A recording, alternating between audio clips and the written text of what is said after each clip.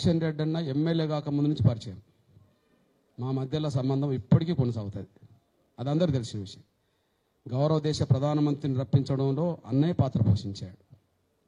మా మధ్య ఆయన ఎమ్మెల్యే కాకముందు నుంచి ఉండబడే సంబంధం ఇట్లా కేంద్ర మంత్రిగా అయినా అట్లనే మా సంబంధాలు రోజువారీగా కొనసాగుతుంటాయి. ఆ సేమ్ టైం మీరు నల్గొండ కాబట్టి ఉత్తమ్ కుమార్ రెడ్డి అని అడగండి నేను ఎలా ఉంటాను, లేదా కోమటిరెడ్డి వెంకటరెడ్డి అని అడగండి నేను ఎలా ఉంటాను. పోనీ ఇప్పుడున్న ముఖ్యమంత్రి నన్ను అడగండి ఎప్పుడన్నా పోయి.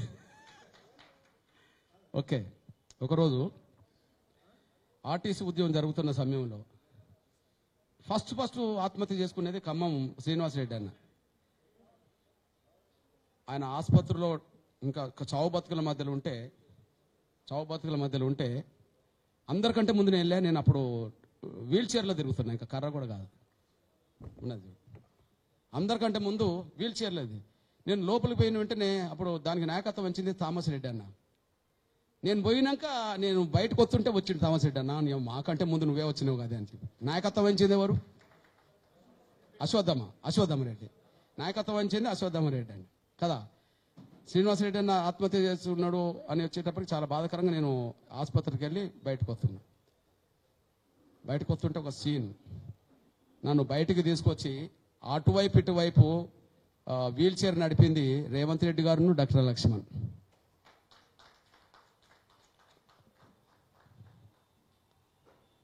నేను హాస్పిటల్ నుండి బయటకు వస్తుంటే నా వీల్ చైర్ని ముందుకు తీసుకెళ్ళింది doctor Lakshman and Revanth Reddy. Okay, బాధ్యత అందరికంటే ముందు వెళ్ళాను. ఆయన అంత్యక్రియలకు ఎవరు పోలే.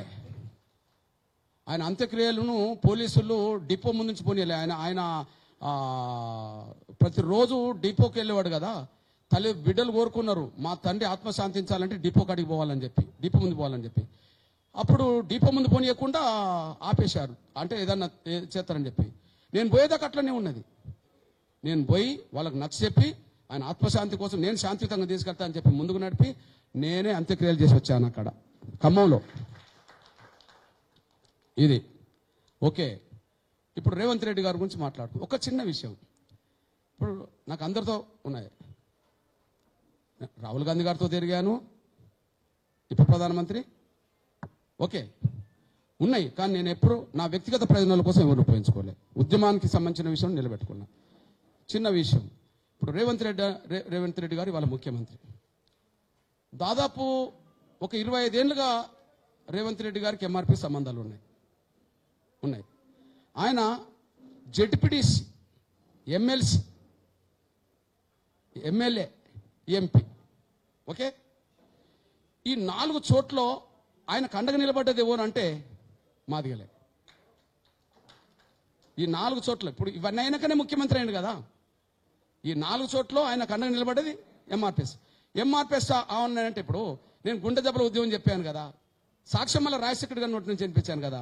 ఓకే, రేవంత్ రెడ్డి గారు ఎక్కడి నుంచి ఎక్కడికి ఎదగడానికి ఆయన నోటి నుండి ఎవరి సహాయంతో వచ్చిండో ఒక్కసారి ఆయన నోటి నుంచే నేనండి రికార్డ్ ఆయనదే పెడతా. మొదటిసారి నేను ఇండిపెండెంట్ జడ్పీటీసీ వచ్చినప్పుడు మాదిగోళ్ళ పిల్లలు నన్ను బస్తీలకు తీసుకెళ్లి నన్ను గెలిపించారు. రెండవసారి నేను ఎమ్మెల్సీగా ఇండిపెండెంట్ గా నిలబడ్డప్పుడు మాదిగోళ్ళ బిడ్డలు ఎంఆర్పిఎస్ లో కృష్ణన్న దగ్గర నాయకత్వ లక్షణాలు పుణికిపుచ్చుకున్న వాళ్ళే ప్రతి ఎంపీటీసీ కౌన్సిలర్ దగ్గర పోయి కాలు మొక్కి నన్ను గెలిపించారు. మూడవసారి 2009లో నేను కొడకల్లో 14 రోజుల్లో ఎమ్మెల్యే తెచ్చినంటే మాదిగ బిడ్డల శ్రమ ఉన్నది, మీ భాగస్వామ్యం ఉన్నది. ఇవాళ పార్లమెంటు సభ్యుడిగా కాంగ్రెస్ పార్టీ అధ్యక్షుడిగా ఉందా అంటే నా జాతి న్యాయపడిందో లేదో నాకు తెలియదు, కానీ మీ జాతి మాత్రం నిండు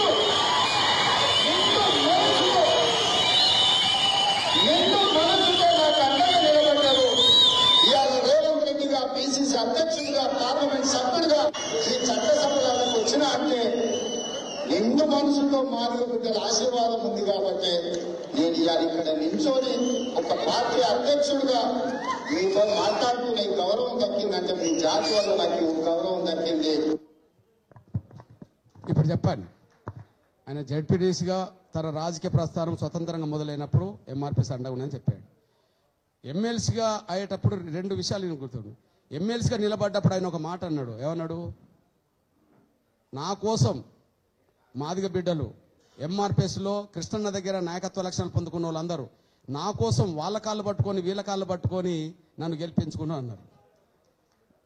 రేవంత్ రెడ్డి అన్న గెలవడం కోసం రెడ్డి సామాజిక వర్గం ఎవరు కాళ్ళు పట్టుకోలేదేమో కానీ ఆయన గెలుపు కోసం మాదిగోళ్ళు కాళ్ళు పట్టుకున్నారనే విషయం ఆయనే చెప్పేశాడు. ఓకే. మూడవది, ఆయన ఎమ్మెల్యే గెలిచినప్పుడు వాళ్ళ పాత్ర పోషించాడు చెప్పాడు. 4వది ఇంపార్టెంట్ ఇంకో విషయం చెప్పాడు. నేను మల్కాజ్గిరిలో ఎంపీగా అతిపెద్ద నియోజకవర్గం గెలిచిందంటే నా సొంత జాతి నా ఎన్నుకున్నదో లేదని చెప్పలేను కానీ మాదిగ జాతి సంపూర్ణంగా నాకు అండగా నిలబడ్డదని ఆయనే చెప్పేశాడు. నేను అందరితో కలిసి ఉన్నా. అందరికీ ఎవరన్నా కొంత చైతన్యతారంటే వాళ్ళకు నేను చైతన్యించుకుంటూ వచ్చాను. ఇది ఎవరికి మినహాయింపు లేదు, ఎవరికి నేను దూరంగా లేను. ఇది సంపూర్ణంగా అర్థం చేసుకొని కొద్దిగా అన్న నీకు అండగా ఉన్నాడు కదా, ఎప్పుడన్నా మీరు పోయినప్పుడు తొందరగా ఏబీసీ చేయమని అదొక్కటి చెప్పండి కానీ